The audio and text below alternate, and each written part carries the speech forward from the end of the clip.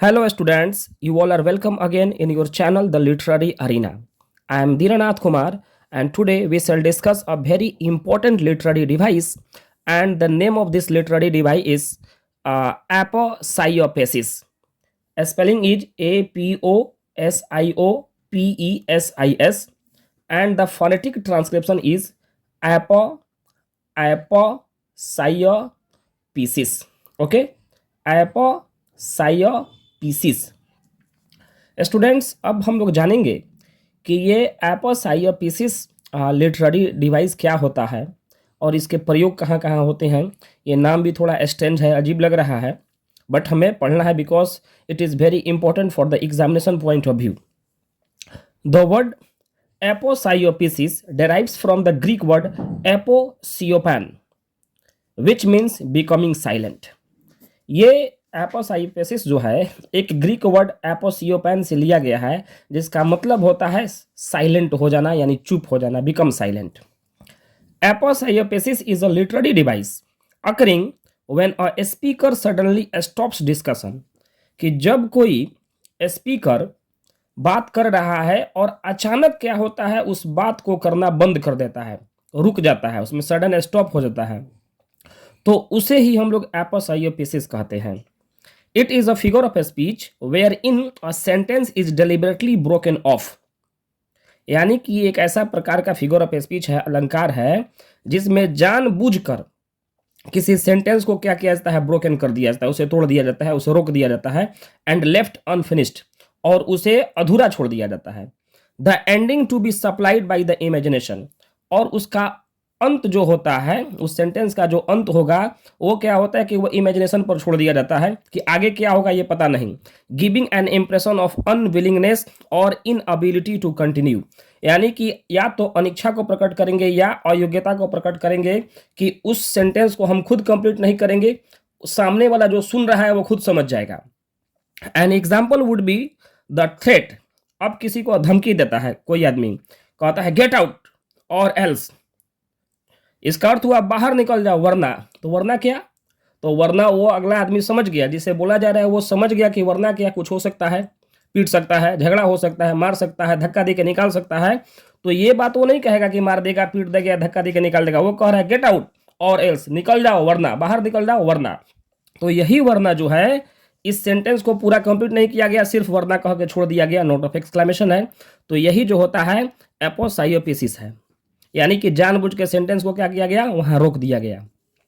This device often portrays its users as overcome with passion like fear, anger, excitement और modesty, यानी कि ये जो डिवाइस का प्रयोग किया जाता है और यूजर जो होता है उसका, ये कब करता है, या तो वो पैसन में करता है, किस चीज़ का पैसन रहेगा, फियर रहेगा, एंगर रहेगा, एक्साइटमेंट रहेगा, या मोडेस्टी रहेगा। शालीनता में भी कह सकता है, एक्साइटमेंट में भी कह सकता है, गुस्सा में भी कर सकता है, डर में भी कह सकता है।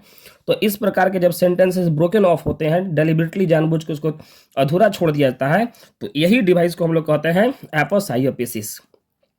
इन dialogue, aposiopesis occurs when the dialogue stops mid sentence और मिड आइडिया, यानी कि कब जब कोई सेंटेंस, जब कोई डायलॉग बीच में रोक दिया जाता है, मिड सेंटेंस में या मिड आइडिया के बीच में रोक दिया जाता है, तो एपोसाइयोपिसिस उसमें शामिल होता है, अकर होता है। This sudden break in conversation can be shown with a dash, तो इस कन्वर्सेशन को हम लोग कैसे सूचित करेंगे, इंडिकेट करते हैं, तो या तो ये डैश के थ्रू करेंगे, या एलिप्सिस के थ्रू, 3 डॉट्स होता है, डॉट डॉट डॉट, या और an end mark of sorts. तो हम लोग डैश से भी कर सकते हैं, एलिप्सिस से भी कर सकते हैं, और एंड मार्क ऑफ शॉर्ट से भी इसको इंडिकेट कर देंगे, आगे बढ़ा देंगे। अब हम लोग फ्रेंड्स कुछ एग्जाम्पल्स देखते हैं एपोसाइयोपिसिस का, एग्जाम्पल्स ऑफ एपोसाइयोपिसिस। तो फर्स्ट एग्जाम्पल है King Lear overcome by anger at his daughter's says. Famous play है विलियम शेक्सपियर का किंग लियर, और उसका जो मेन कैरेक्टर है, प्रोटोगोनिस्ट जो है वो किंग लियर है। और किंग लियर जो है, जब वो नाराज हैं तो अपनी बेटियों को, दोनों बेटियों पर, यानी गोंड्रिल और रीगन पर वो नाराज हैं, और वो कहते हैं क्या, और ये बेस्ट एग्जाम्पल है एपोसाइयोपिसिस का लिटरेचर में, वो कहते हैं क्या, no you unnatural hags, I will have such revenges on you both that all the world shall. यहाँ देखिए डैश, रुक दिया, ये डैश दे दिया गया, यानी कि इसके बाद वो कहते हैं कि नहीं, कहते हैं कि नो, नहीं, तुम अप्राकृतिक सुअर हो, यू अननेचुरल हैग्स, मैं तुम दोनों से ऐसा बदला लूंगा, I will have such revenge on you both that the world shall, मैं तुम दोनों से ऐसा बदला लूंगा कि सारी दुनिया उसके बाद छोड़ दिया, यानी सारी दुनिया क्या, सारी दुनिया देखेगी कि हम तुमसे कैसा रिवेंज लिए, लेकिन इस बात को वो कहते नहीं है, सिर्फ यहीं तक छोड़ दिए कि सारी दुनिया, दैट ऑल द वर्ल्ड शैल। फिर नेक्स्ट सेंटेंस में आपस आईएपीएस है, I will do such things, हम ऐसा काम करेंगे, मैं ऐसा काम करूंगा तुम लोगों के लिए कि तुम लोग याद रखोगे, तो तुम लोग याद रखोगे ये बात नहीं कहता है, लेकिन इसको यहाँ रोक दिया, तो ये एपस आईएपीएस हो गया। What they are yet I know not but they shall be the terrors of the world, यानी कि मैं वैसी चीजें करूंगा, ये क्या है फिर भी मैं नहीं जानता, लेकिन पृथ्वी का भय होगा, यानी धरती पर सबसे भयानक काम हम करेंगे। तो ये गुस्सा में है, बोल रहा है बेचारा किंग लियर, क्योंकि उसका अपमान हुआ रहता है, उसकी बेटी जो है उसका अपमान करती है, और इसी अपमान के कारण जो है ये बात को बोलता है, और ये जो है बेस्ट एग्जाम्पल है एपस आईएपीएस का। सेकेंड एग्जाम्पल देखते हैं, simple example, a character might be threatening another character, एक कैरेक्टर जो है दूसरे कैरेक्टर को धमकाते हुए कहता है, next time I see you, मैं अगली बार तुमसे मिलता हूँ, वेल आई विल, मैं तुमसे जरूर मिलूंगा, हम तुमको देख लेंगे, तो ये भी है डॉट डॉट डॉट कर दिया गया, एलिप्सिस है, यानी कि एपस आईएपीएस का यूज किया गया है। थर्ड एग्जाम्पल देखिए, for the rare and radiant maiden whom the angels name Lenore, nameless here for evermore, ये लेनोर के बाद जो है आपको दिया गया है डैश का साइन, ये लाइन लिया गया है द रैबन से लिया गया बाई E.A. पो, एडगर एलन पो।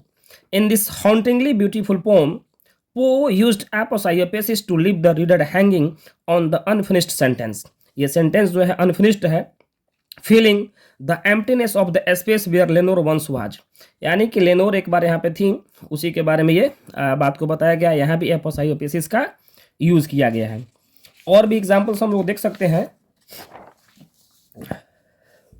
ये फोर्थ एग्जाम्पल लिखिए, if you do that again, कि यदि तुम ये कार्य फिर करोगे, आई विल तो